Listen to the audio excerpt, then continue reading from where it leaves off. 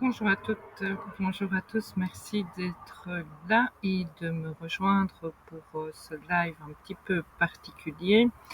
Donc pour préciser, c'est une vidéo enregistrée afin que je puisse intégrer des diapositives au fur et à mesure. Toutefois, je suis là, je suis présente avec vous ici pour pouvoir répondre à vos questions dans le chat. Donc n'hésitez pas à les poser et j'y répondrai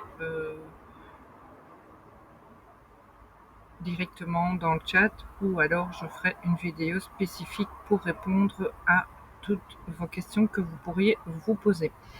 Alors pourquoi est-ce que je suis là aujourd'hui? Parce que j'ai reçu aussi beaucoup d'interrogations et beaucoup de questions sur mon changement d'activité, et je voulais, en dehors des vidéos de présentation que vous avez pu voir déjà sur la chaîne, vous préciser un petit peu le pourquoi du comment, pourquoi je me suis lancée là-dedans. Donc pour moi, c'était important de pouvoir vous le partager. Donc au niveau de la genèse de ce projet-là, c'est qu'à la suite de différentes observations, d'expériences, de vécu, de nombreuses introspections, j'ai tiré une conclusion qui, de mon point de vue, uniquement est effarante.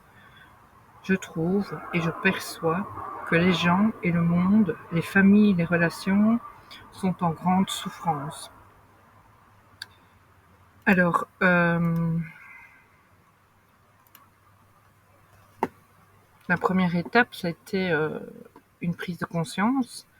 Force est de constater, enfin de mon point de vue toujours, je parle toujours de là où je suis, évidemment, que le monde tourne à l'envers, que les valeurs sont inversées, que l'individualisme a détrôné le soutien et l'entraide. Et moi personnellement, c'est pas ce monde-là, c'est pas dans ce monde-là que j'ai envie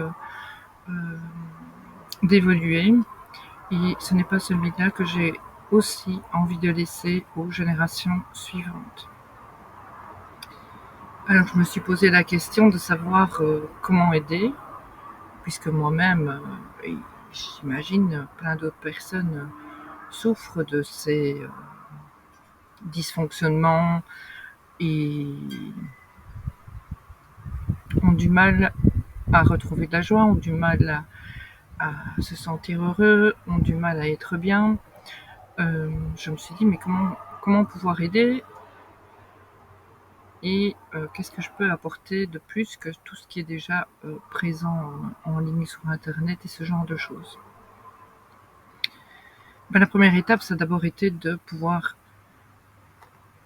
m'aider moi, de m'accompagner moi, de me faire accompagner.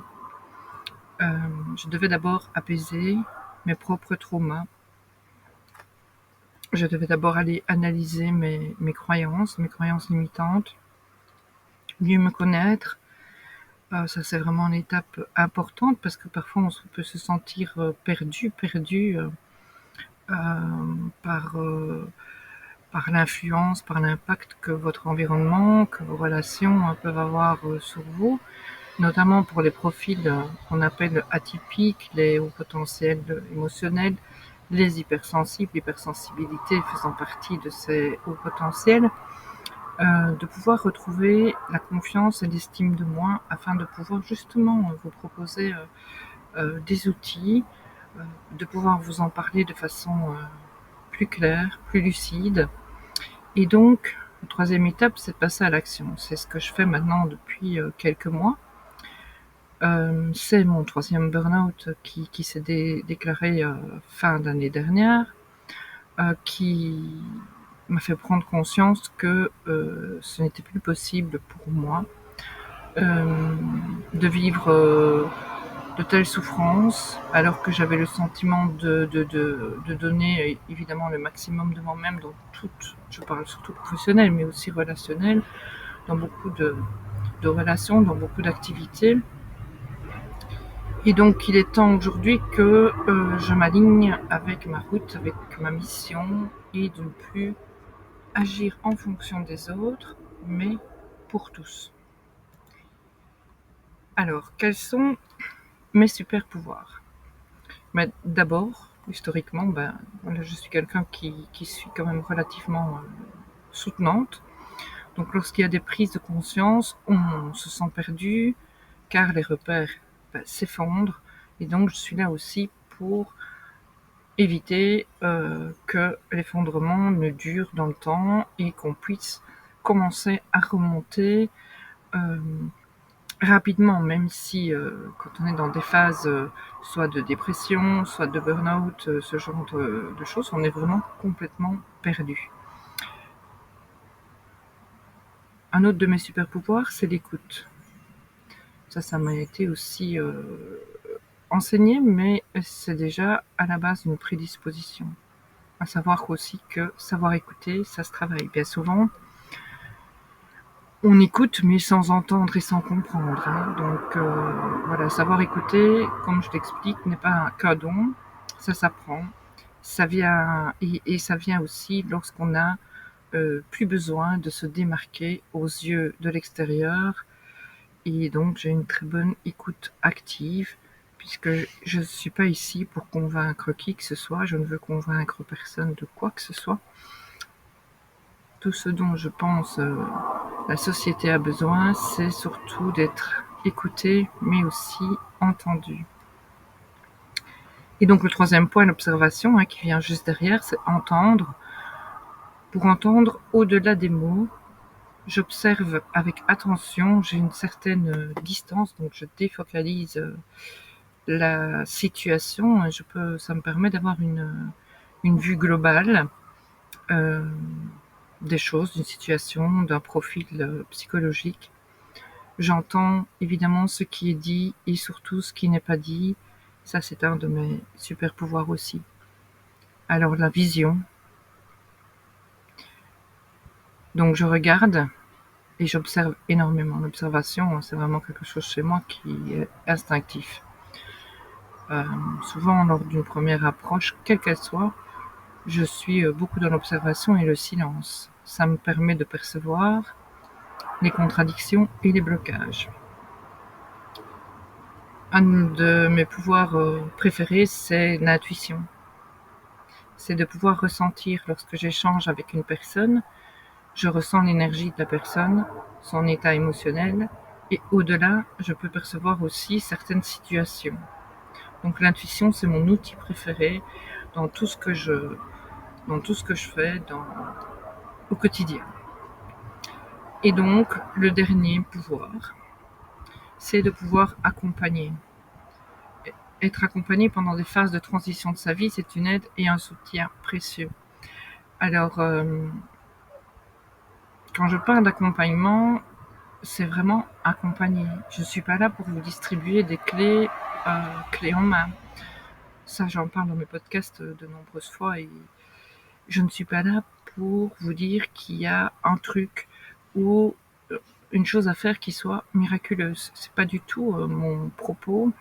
D'ailleurs, je ne pense pas que ça existe et que chacune, on a nos propres clés, on a nos propres solutions. Le tout, c'est de savoir où les chercher, comment les trouver et comment en faire quelque chose qui soit complètement adapté à nos profils qui sont tous et chacun singuliers et uniques.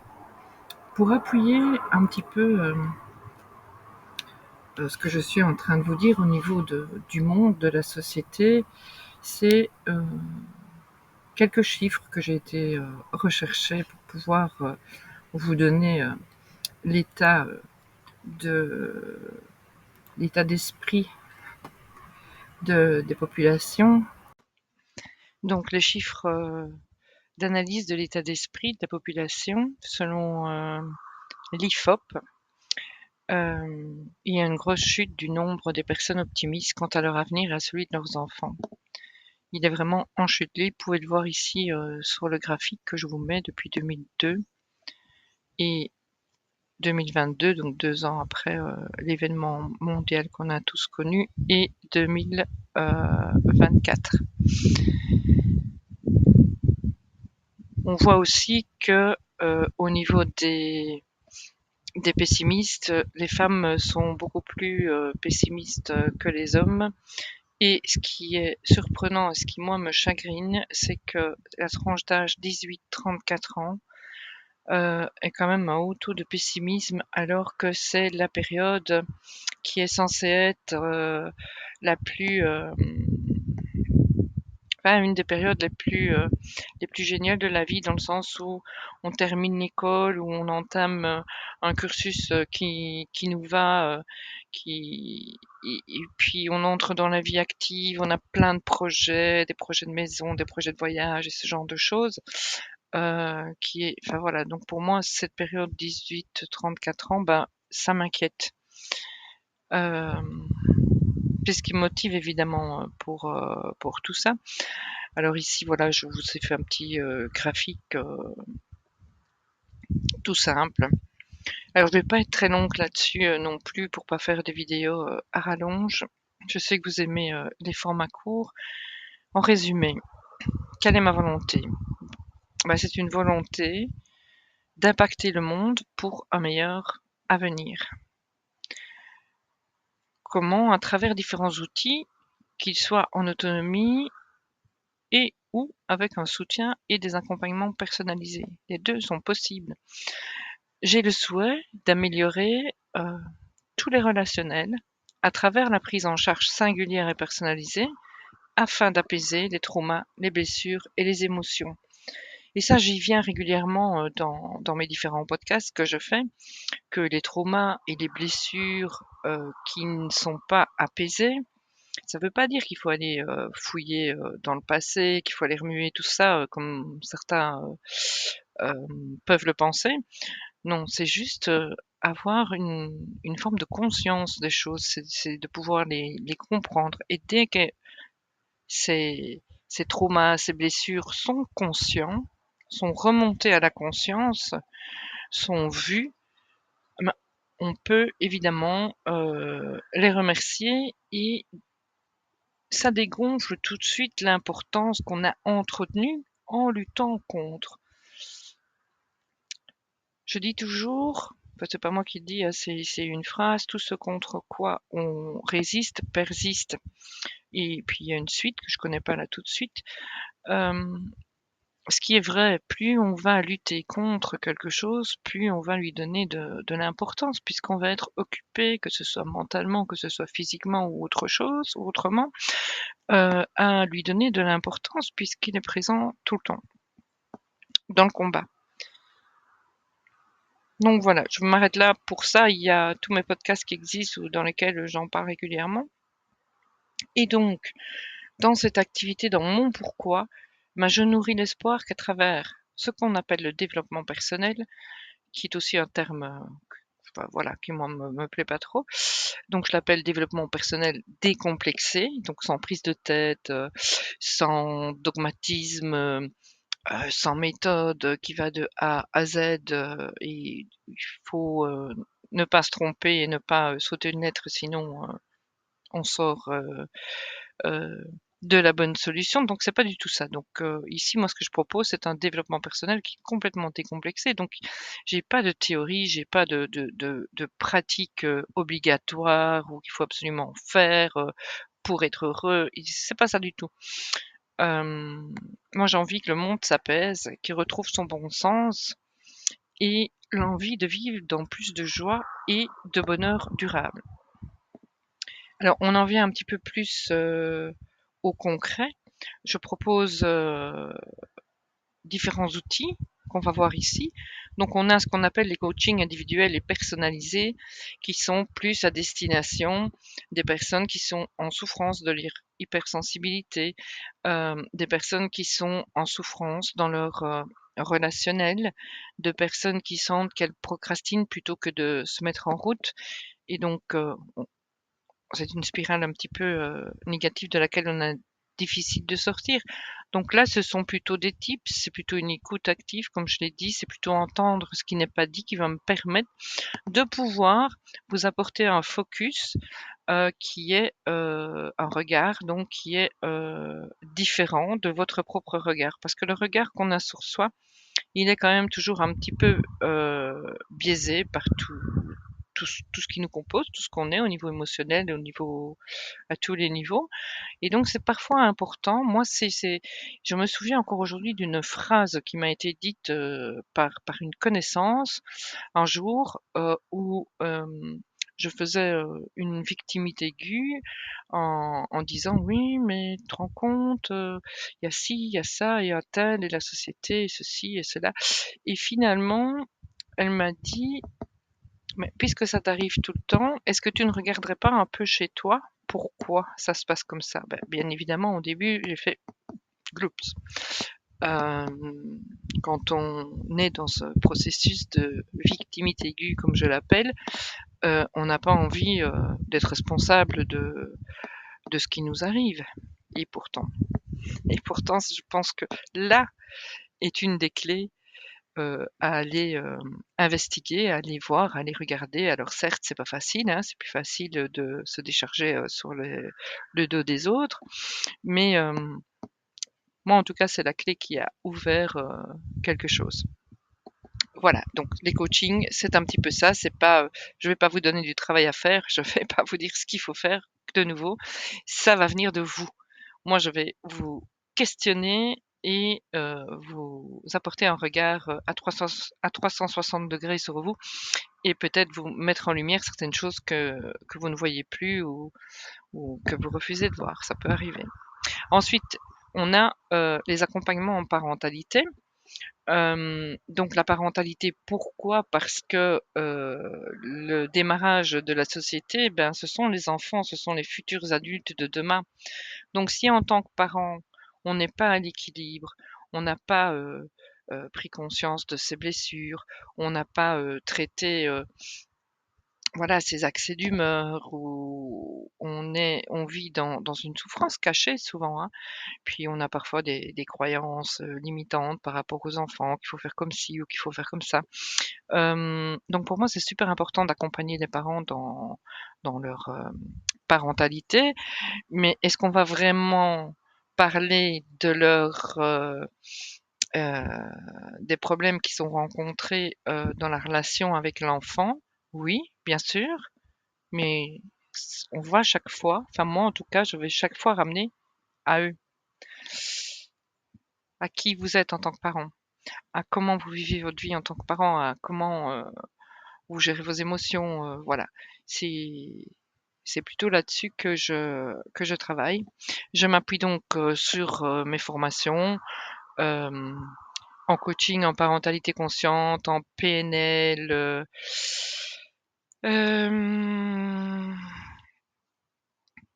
Voilà ce à quoi je pense là tout de suite. Il y en a plusieurs, mais je pense que c'est pas l'important. Moi, ce qui vraiment m'anime, et en tout cas ce qui m'anime chez les autres aussi, c'est pas leur diplôme, c'est pas leur médaille, c'est pas tout ce qui est théorie, c'est vraiment la pratique euh, de la vie et, et le regard qu'on peut poser dessus et ce qu'on peut retirer comme expérience et comme enrichissement que l'on peut partager. C'est là que j'interviens essentiellement.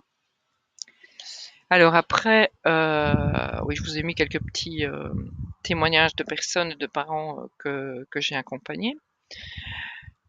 Au niveau des outils, qu'est-ce que j'ai créé? Donc il y a des choses qui sont complètement gratuites.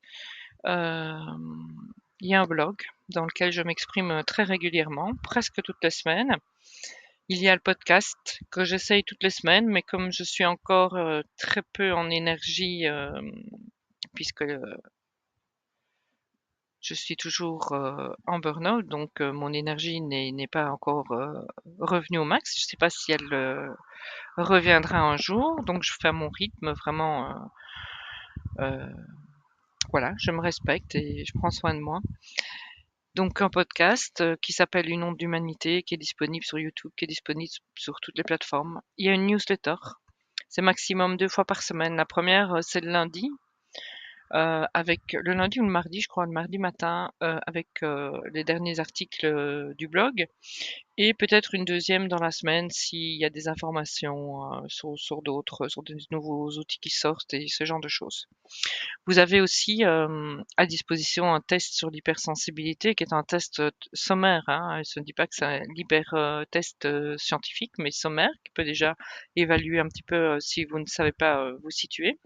Il y a un nouveau test que je viens de faire qui est sur la confiance en soi. Là aussi, c'est une bonne façon de s'évaluer et de voir où on peut travailler.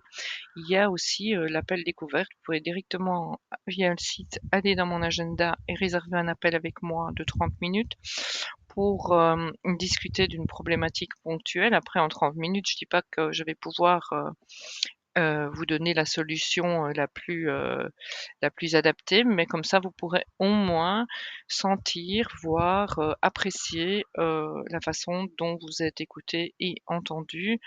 Euh, voilà.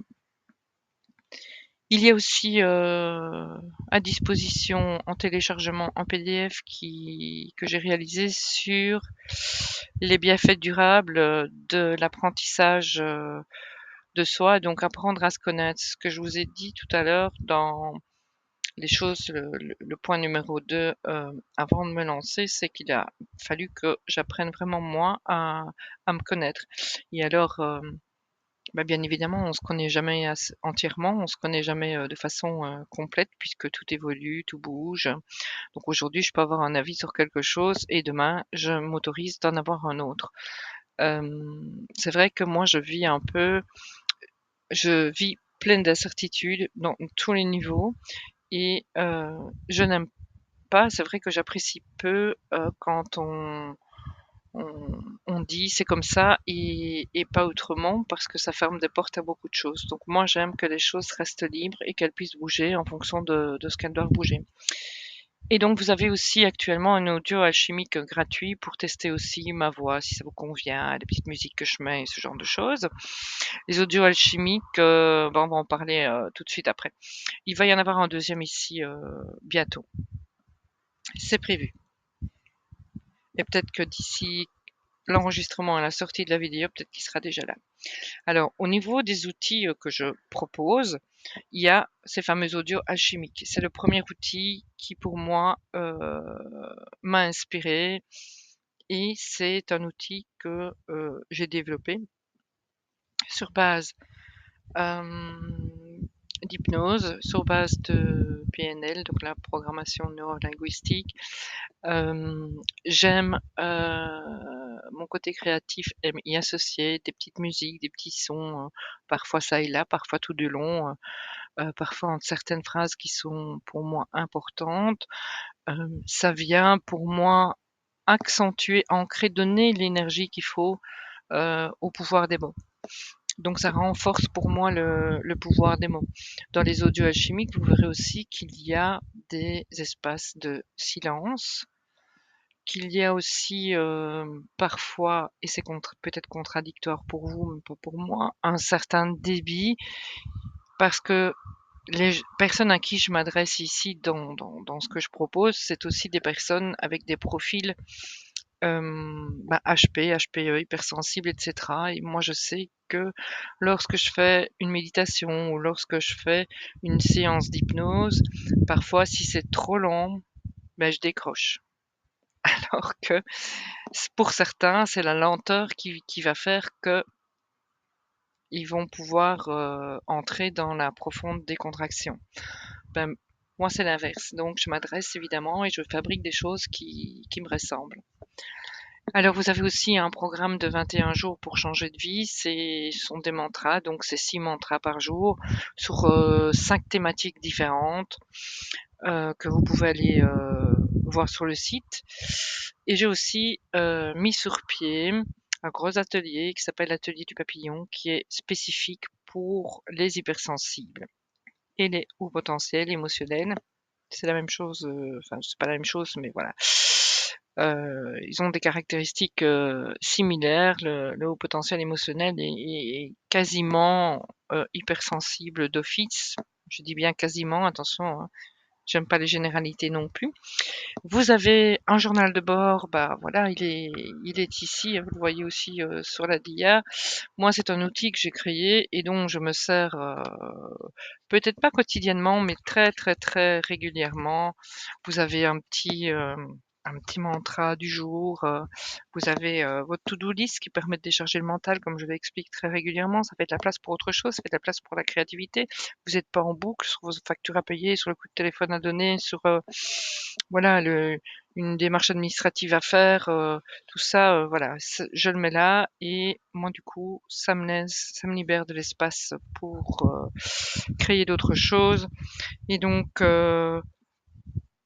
un petit mot qui colore la journée, donc ça nous oblige dans les jours les plus sombres ou les jours les plus difficiles à peut-être aller trouver la petite pépite, la petite chose qui fait que finalement c'est pas une journée si noire que ça. Ça veut pas dire voire positif, voire négatif.